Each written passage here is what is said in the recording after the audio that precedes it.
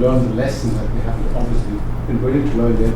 A growing senior population that requires the kind of treatment we have not been able to put in place. Correct. And it's a different philosophy to a certain extent. It's not looking at the one problem, it's looking at the whole person. That's why that assessment tool in the emergency or a triage, some type of assessment tool is very important, to look at the whole person. What are the other risks? A person comes in with one issue, there may be a whole bunch of other issues. So if we can intervene that, we can more appropriately stop the person from keep coming back to the hospital and ending up languishing in hospital for 6 months before they get placed in long-term care.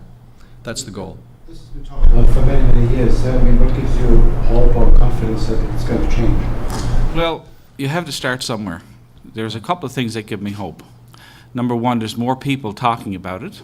The doctors are starting to see that the current hospital is becoming dysfunctional, and they're looking for ways and means to help patients. We're out to help patients. We have the doctors, we have the nurses, we have to realign our training programs, I think. I think we have to realign our approach to seniors. And I think with that, the education being the first thing we all have to do, I think I'm very optimistic that things are going to change. The other thing I'm optimistic about is that our politician peers are realizing that the seniors are becoming a significant voice. And our seniors are going to start speaking up and saying, we don't like the way we're being managed in our acute care hospitals. We're hearing that now. What can politicians and governments do in this case? Because I think that they will likely turn around and point back at you and say, you're the people that want to change. I think you have to put I think if our public want to have good care for our seniors, our public will put the processes in place to make this start. Right now, we have to have our health authorities prioritizing geriatric issues.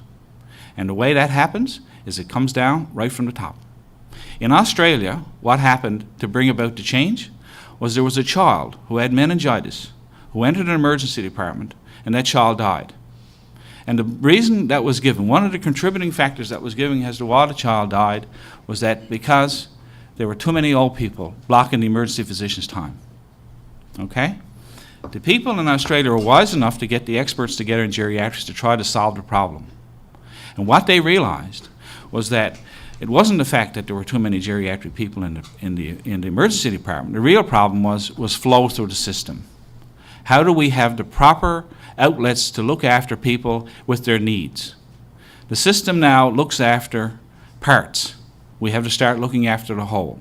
In geriatrics, we're talking about the whole. We're talking about functional approach. And we know there's only 4 or 5 ways older people present to the emergency.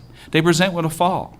They present with confusion. They present with incontinence. I just listed off about 55 to 60% of all the presentations that older people have to the emergency department. But they have multiple medical issues that need to be dealt with, focusing on the functional problem. Because the fall is the final common pathway of multi-system problems. So we have to start rethinking how we look at people in the emergency department. We have to start rethinking about how we look after people in the hospital, and we have to start rethinking about how we look after people in the community. You mentioned that you want the 3 political parties to accept these recommendations. Have you been in discussions with them or their representatives? Or? Yes. Well, we've met with the opposition parties, and we'll be presenting this more formally with government too. So we've kept them informed about all of this, and we'd like this to be in the platforms of all the parties.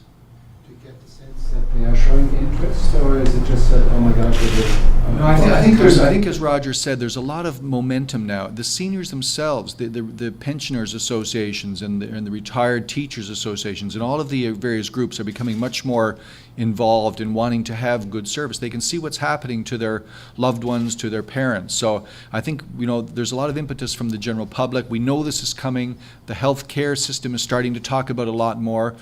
This senior summit that we had in March was quite eye-opening, is that all these people from all different walks of life and family physicians, people in the community, people in the hospital, we all realize we have the same concerns, the same issues. So I think there's a real momentum starting to roll down the hill that this is a big issue. We've got to start addressing it now.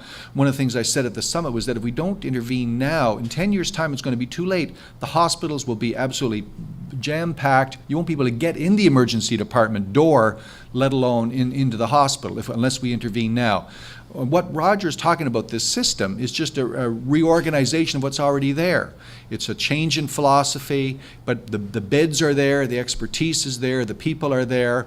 We may need some more enhanced resources in the community, but that can be funded and looked at through reduction in the amount of acute care resources that are going to be needed for this. So this is a win-win situation. It's a win situation for the seniors. It's a win situation for the health care system to provide better care.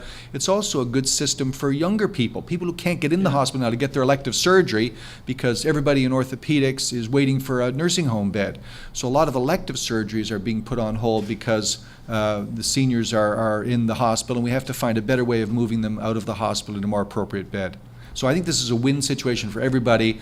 I think it's politically going to be a hot issue, and I think it's going to become more of a hot issue as time goes on. And I think we want to plan and do this in a controlled manner. We'd like to have a pilot project started very shortly to look at this, to make sure that it is effective, and then see where we go from there. So we need timelines. We can't just have this become a report that languishes in government and in political parties' platforms for another 4 or 5, 6 years. We have to start intervening now.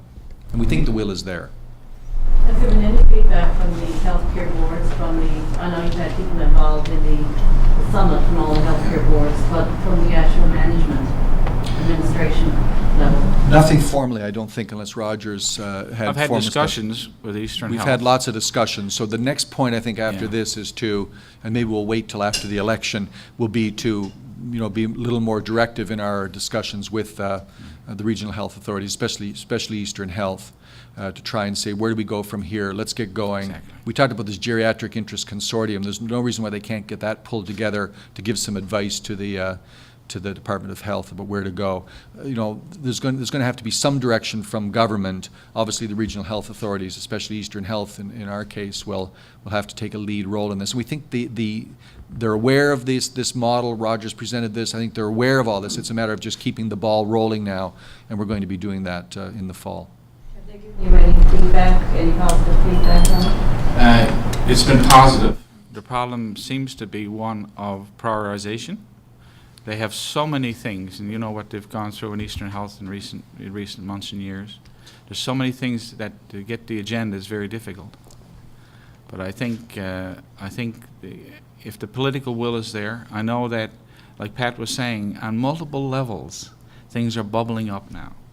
And the political will be either there or will be forced to be there just by what's happening with the demographics in this province. I think the Centre for Health and Aging, the number for 2020, I think Newfoundland and Japan, the number I heard was will have the oldest proportion of 65-year-olds and greater in the world. We have an interesting demographic where we've had a lot of young people move out, and we've had a lot of older people moving back. And if there's any one place that should do it right, or can do it right, Newfoundland would be the place to start. We've got a captive population. I think we could do it, and I think we could lead the rest of Canada. Do you think that tsunami is on the way? Tsunami is here. It's not on the way. You go up to the emergency department today, there's always people in beds, and most of those people are frail elderly patients. There's always people in the emergency department.